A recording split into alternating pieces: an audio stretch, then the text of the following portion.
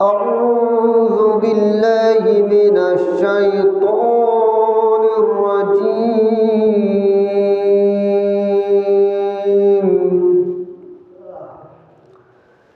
بسم الله الرحمن الرحيم.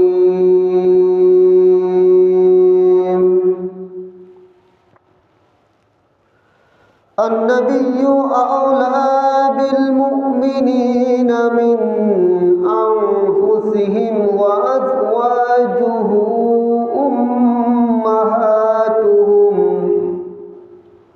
صدق الله العظيم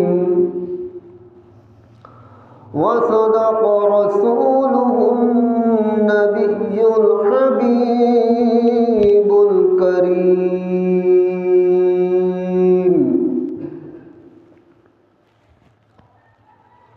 उपस्थित मुअज़्ज़ज़ मोहतरम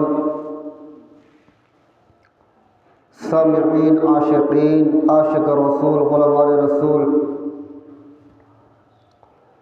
सम्मानित ईमानदार मुसल्लिन किराम, रहमानी व रहमकुमुल्लाह तआला। अस्सलामु अलैकुम व रहमतुल्लाहि व बरकातुहू।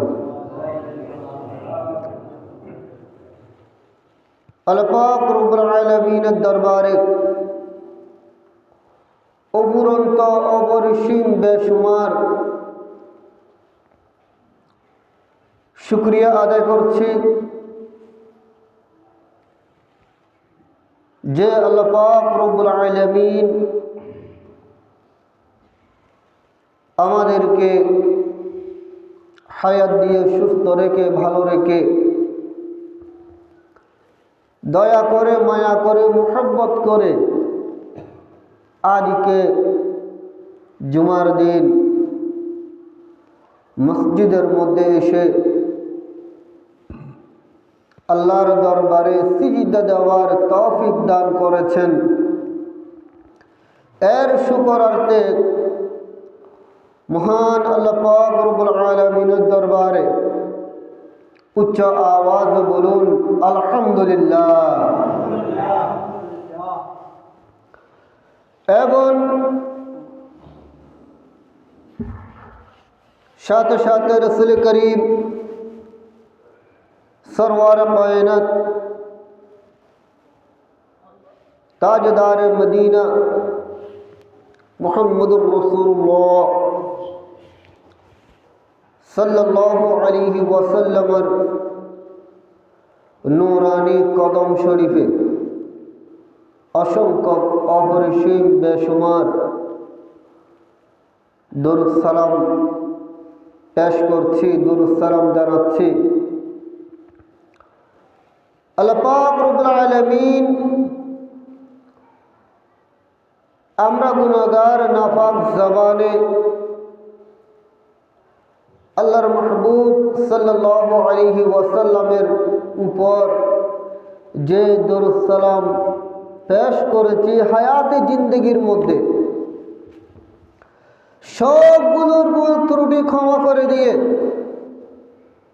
আমাদের সবার পক্ষ থেকে আল্লাহর মাহবুব সাল্লাল্লাহু আলাইহি ওয়াসাল্লামের নূরানি কদম শরীফে হাদিয়াটুকু পৌঁছিয়ে দিক। সকলে বলুন আমিন।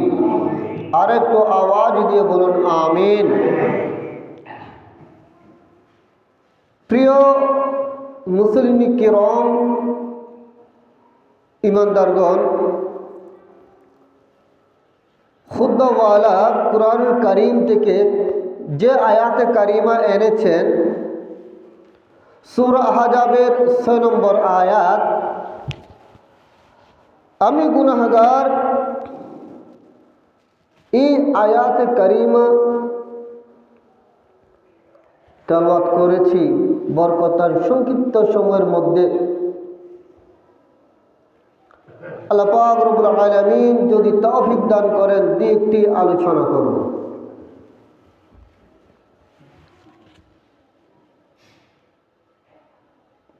প্রিয় আশিক রাসূল সাল্লাল্লাহু আলাইহি ওয়াসাল্লাম স্বাভাবিকভাবে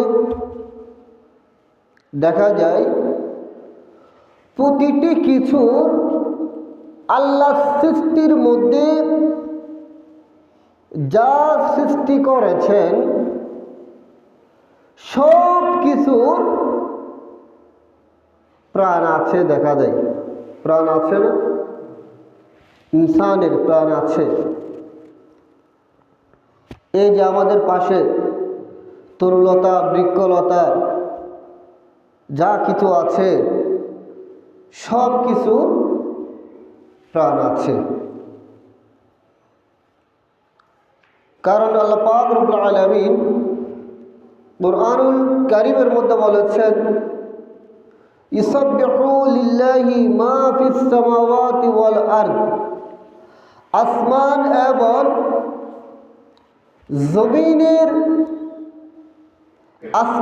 জমিনের মধ্যে যা কিছু সৃষ্টি করেছেন সব কিছু আল্লাহর জিকির করেন। বড় করে বলুন সুবহানাল্লাহ। তাহলে দেখা যায় সব কিছুর মধ্যে প্রাণ আছে। প্রাণ যখন চলে যায় মানুষের, সেটাকে বলে ডেড বডি বলে, অর্থাৎ মরে গিয়েছে, সেটাকে দাফন করে ফেলতে হবে। ঠিক কিনা বলুন? দাফন করতে হবে। আসুন, এই যে আমরা আল্লাহ পাক রব্বুল আলামিন কুরআনুল কারীম দিয়েছেন, আমার কামলিওয়ালা নবী সাল্লাল্লাহু আলাইহি ওয়াসাল্লামের উপর নাযিল করেছেন, অবতীর্ণ করেছেন, দিন দিয়েছেন। এবং আরেকটা বিষয়, প্রত্যেকটি মুসলমান একটা আরজি পেশ করে বন্ধু বান্ধবকে বলে দেয়, বিশেষ করে কখন বেশি বলে, বল শক্তি থাকতে তেমন বলে না। আমার শরীরে তো শক্তি আছে, বল আছে, পাওয়ারফুল। ওই পাওয়ারফুল কমতে কমতে 40-45 যখন পার হয়, শরীর যখন দুর্বল হয়ে আসে, কুঁজো হয়ে আসে, চলাফেরা করতে কষ্ট হয়, তখন সবাইকে বলে আমার জন্য একটু দোয়া করবেন, যাতে ঈমান সহকারে মৃত্যুবরণ করতে পারি। ঠিক কিনা বলুন? সবার একটাই আরজু, ঈমান সহকারে যদি মৃত্যুবরণ যদি করতে না পারি, তাহলে আমরা যে রোজা রেখেছি, রোজা রাখছেন, যাকাত দিচ্ছেন, এই যে বর্তমানে এখন ঠান্ডার সময়, এই শীতের মৌসুমে ইবাদত বন্দেগী করছেন, রিয়াজত করছেন, সবগুলি এগুলা বিফল, কোনো কাজ আসবে না, কোনো কাজ আসবে না। সব কিছু কাজ আসবে, শুধু কি লাগবে? ঈমান। ওই যে ওইটা খাতমুল বিল খৈর, যাদের নসিব হয়, মৃত্যুটা যদি ঈমানের সাথে হয়, তাহলে আপনার আমলনামা, আমার আমলনামা সবার কাজ আসবে।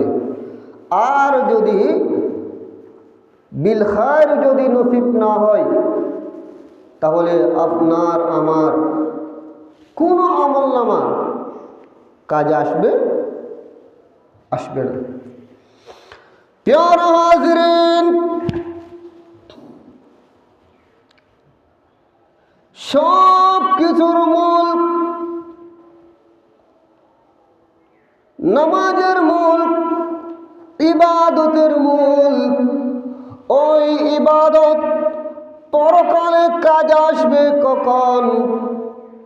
যখন আপনার কলবের মধ্যে, আপনার হৃদয়ের মধ্যে আমার দয়াল নবী, কামলিওয়ালা নবী মুহাম্মদুর রাসূলুল্লাহ সাল্লাল্লাহু আলাইহি ওয়াসাল্লামের মুহাব্বত ভালোবাসা থাকবে। বড় করে বলুন সুবহানাল্লাহ।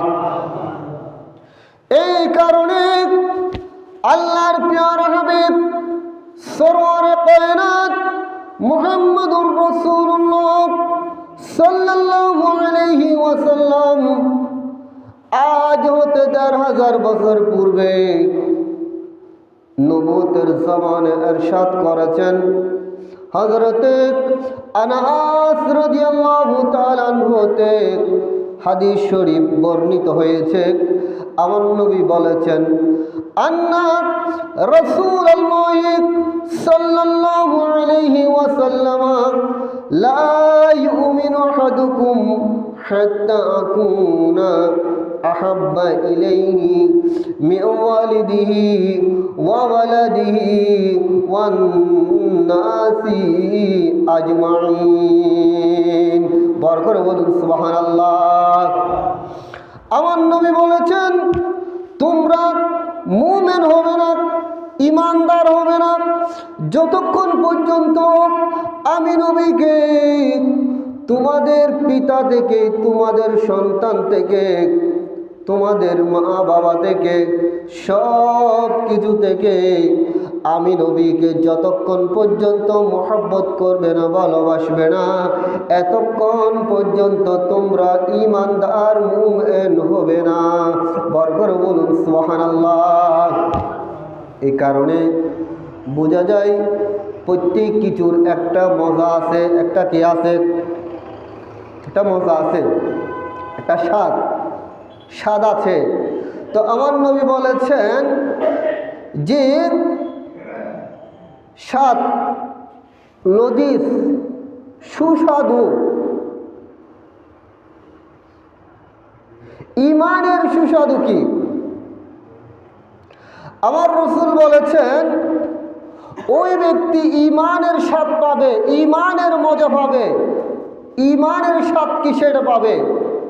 যার মধ্যে 3টি বৈশিষ্ট্য থাকবে। বড় করে বলুন সুবহানাল্লাহ। কয়টা বৈশিষ্ট্য? কয়টা বলেছি? 3টা থাকবে। আমার নবী বলেছেন, আইয়াকুনা আল্লাহু ওয়া রাসূলুহু আহাব্বা ইলাইহি মিম্মা সাওয়াহুমা। বড় করে বলুন সুবহানাল্লাহ।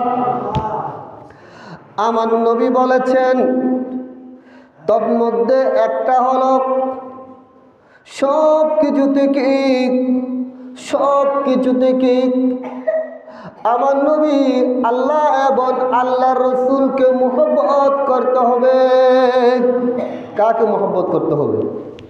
আল্লাহ এবং আল্লাহ রাসূলকে ভালোবাসতে হবে, মুহাব্বত করতে হবে। 1 নম্বর। দ্বিতীয় হচ্ছে, আপনি কাউকে মুহাব্বত করলে ওয়া ইউহিব্বুল মারআ লা ইউহিব্বুহু ইল্লা লিল্লাহি। আপনি কাউকে মুহাব্বত করলে, ভালোবাসলে একমাত্র আল্লাহর সন্তুষ্টির জন্য করতে হবে। সুবহানাল্লাহ বলুন। দুনিয়াবি কোনো লোভ লালসার জন্য নয়। আমি আরেকজন দ্বীনী ভাইকে মুহাব্বত করছি, আরেকজন ঈমানি ভাইকে মুহাব্বত করা হচ্ছে একমাত্র আল্লাহ রাসূলের সন্তুষ্টির জন্য। আপনি যখন আল্লাহ রাসূলের সন্তুষ্টির জন্য যখন কোনো কিছু করবেন, তখন আপনার কলবে, আপনার কলিজার মধ্যে শান্তি আসবে। ঠিক কিনা বলুন? 3 নম্বর বলেছেন, আমার রাসূল বলেছেন, ওয়া ইয়াকরাহা আন ইয়াউদা ফিল কুফরি কামা ইয়াকরাহু আন ইউকযাফা ফিন নার। আমার নবী বলেছেন, আপনাকে কুফরের দিকে ফিরে যেতে এমনভাবে পছন্দ করতে হবে যেভাবে আগুনের মধ্যে নিক্ষিপ্ত হতে মানুষ অপছন্দ করে, ঠিক কিনা বলুন? এখানে দাউ দাউ করে আগুন জ্বলছে, কেউ কি চাইবে সেখানে লাফ দিতে? চাইবে না। ঠিক তদুরু কুফরের দিকে, গুমরাহির দিকে আপনি যখন সঠিক ঈমানের উপর থেকেছেন, আপনাকে গুমরা থেকে, বেঈমান থেকে, মুনাফিক থেকে আপনি নিজেকে হেফাজত করতে হবে, ঠিক কিনা বলুন? প্যারা হাজিরিন, সালাতুন ইয়া রাসূলুল্লাহ, সালামুন ইয়া আল্লাহ রসুলের মুহাব্বত, ভালোবাসা, সেটা হচ্ছে ঈমান। সাহাবায়ে কেরাম রাদিয়াল্লাহু তাআলা আনহুর মধ্যে এমন মুহাব্বত ছিল, ভালোবাসা ছিল, তারা আমার রসুলকে না দেখলে অস্থিরতা ভোগ করতেন। এক মুহূর্ত আমার রসুলের দিদার, কারো যদি দিদার যদি বাদ যায়, অন্তরের মধ্যে শান্তি থাকতো না। প্রিয় হাজরিন, একজন সাহাবা আমার নবীর প্রতি এমন মুহাব্বত, ভালোবাসা, তিনি ঘরের মধ্যে কোনো কাজকাম করতেন স্বাভাবিক। ওই সময় যখন আমার নবীর কথা, যখন কামলিওয়ালা রাসূল সাল্লাল্লাহু আলাইহি ওয়াসাল্লামের কথা যখন স্মরণ হতো, ওই সাহাবার আর কোনো কিছু ভালো লাগতো না। সুবহানাল্লাহ। গরিব স্ত্রী, পুত্র, সন্তান, আর কোনো কিছুই তার ভালো লাগতো না। সে কি করত? সব কিছু ছেড়ে দিয়ে, স্ত্রী, পুত্র, সন্তান, মাল সম্পদ সব কিছু ছেড়ে দিয়ে আমার নবীর দরবারে এসে আমার নবীর নূরানি চেহারা পাক দিকে তাকিয়ে থাকত। সুবহানাল্লাহ। তাকিয়ে থাকত।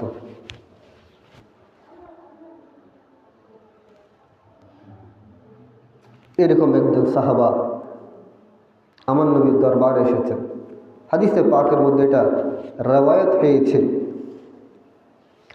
আন্না রাজুলান আতান নবিয়্য সাল্লাল্লাহু আলাইহি ওয়াসাল্লাম فقال يا رسول الله لأنت أحب إلي من أهلي ومالي وإني لأذكرك فما أصبر حتى أجيء فأنظر إليك।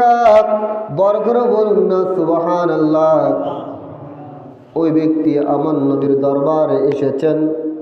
আমার নবীর দরবারে এসে বললেন, ইয়া রাসূলুল্লাহ, ইয়া হাবিবাল্লাহ, আমার অন্তরের মধ্যে আপনার প্রতি এমন ভালোবাসা, এমন মুহাব্বত, এমন প্রিয়, ইয়া রাসূলুল্লাহ, লা আনতা আহাব্বা ইলাইহি মিন আহলিহি ওয়া মালিহি। ইয়া রাসূলুল্লাহ, আমার আহাল থেকে, আমার মাল থেকে, আমার সম্পদ থেকে, সব কিছু থেকে আপনি রাসূল আমার কাছে প্রিয়। কিন্তু আপনার কথা যখন স্মরণ হয়, ওয়া ইন্নী লাযকুরাকা ফামা আসবিরু। ইয়া রাসূলুল্লাহ, আপনার কথা যখন আমার স্মরণ হয়, আমি ধৈর্য ধারণ করতে পারি না। বরকর বলুন সুবহানাল্লাহ। ইয়া রাসূলুল্লাহ, আমি ধৈর্য ধারণ করতে পারি না। তখন আমি কি করি? আজিয়া ফাআনজুরু ইলাইকা। ইয়া রাসূলুল্লাহ, আমি সব কিছু ছেড়ে দিয়ে আপনার নূরানি দরবারের মধ্যে এসে আপনার দিকে নূরানি চেহারা পাকের আমি জিয়ারত করি। বড় করে বলুন সুবহানাল্লাহ। ইয়া রাসূলুল্লাহ, আমি চিন্তা করছি, ওয়া ইন্নী যাকারতু মাউতি ওয়া মাউতাকা। ইয়া রাসূলুল্লাহ, আমি চিন্তা করছি দুনিয়া থেকে তো আমি তো চলে যাব, আপনি তো দুনিয়া থেকে বিদায় নেবেন। ইয়া রাসূলুল্লাহ, আমি তো বিদায় নেব, আপনিও বিদায় নেবেন, কিন্তু আমি চিন্তা করেছি ফারিফতু আন্নাকা ইযা দাখালতাল জান্নাতা। ইয়া রাসূলুল্লাহ, আমি তো জানি আপনি কামলিওয়ালা নবী, যিনি জান্নাতের মালিক, দুনিয়া আখিরাতের মালিক। আপনি রাসূল জান্নাতের মধ্যে যাবেন। ইয়া রাসূলুল্লাহ, আমি তো জান্নাতের মধ্যে যাব, কিন্তু আপনার মকাম রফাআত মান নবিয়িনা। ইয়া রাসূলুল্লাহ, আপনার মকাম থাকবে আম্বিয়া কিরাম আলাইহিস সালাম গণের সাথে, আম্বিয়া কিরামের সাথে আপনার মকাম থাকবে নবীদের সাথে। কিন্তু ওয়া ইন্নী দাখালতাহা আরাকা। ইয়া রাসূলুল্লাহ, আমি যখন জান্নাতের মধ্যে যাব, আমি তো আমাদের জায়গার মধ্যে থাকব।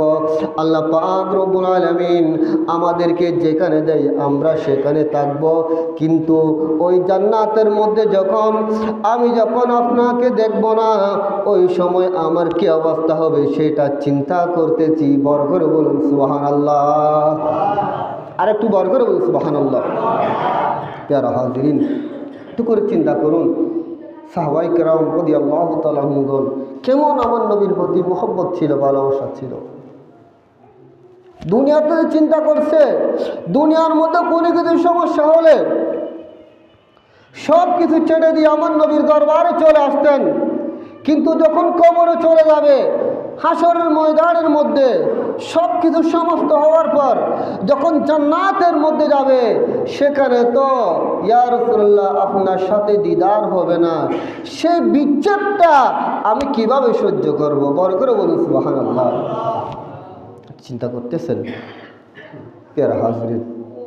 তখন আল্লাহ পাক রব্বুল আলামিন আয়াতে কারিমা অবতীর্ণ করে দিয়েছেন।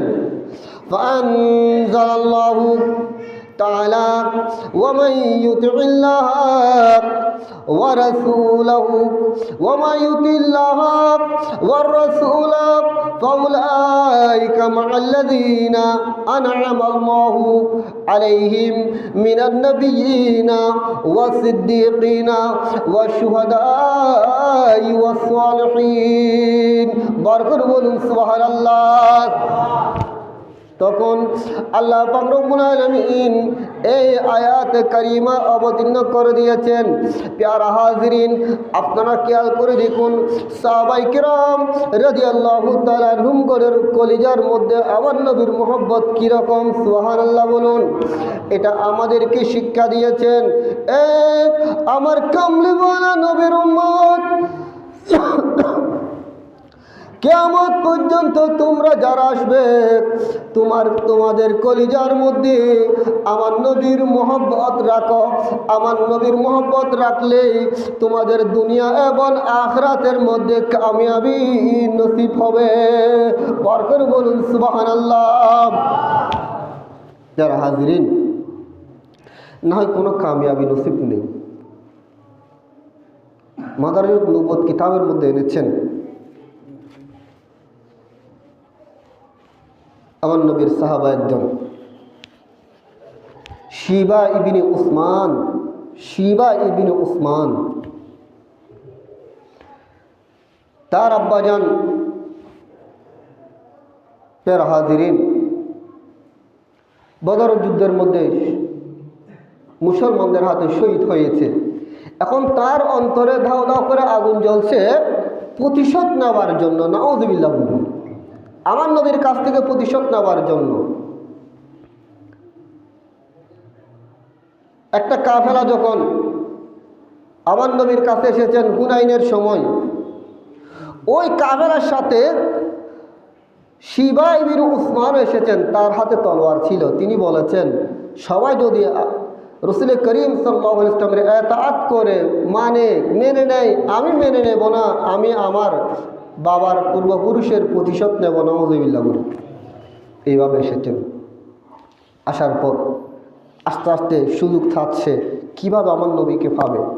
যখন একটু করে সুযোগ পেয়েছেন, তলোয়ার তুলেছেন আমার নবীর দিকে। তলোয়ার যখন তুলেছেন তার মধ্যখানে এমন একটা আগুনের টুকরা এসেছে, আর একটু যদি সামনে আসতো সে জ্বলে পড়ে ছাই হয়ে যেত। সুবহানাল্লাহ। তখন আমার নবী তাকে ডাক দিয়েছেন, হে শিবা, ডাক দিয়েছেন তুমি এদিকে আসো। সিনা পাকের মধ্যে আমার নবীর নূরানি হাত মুবারক দিয়েছেন। হাত মুবারক দিয়ে বললেন, যাও এবার তুমি সামনে যুদ্ধ করো কাফেরদের সাথে।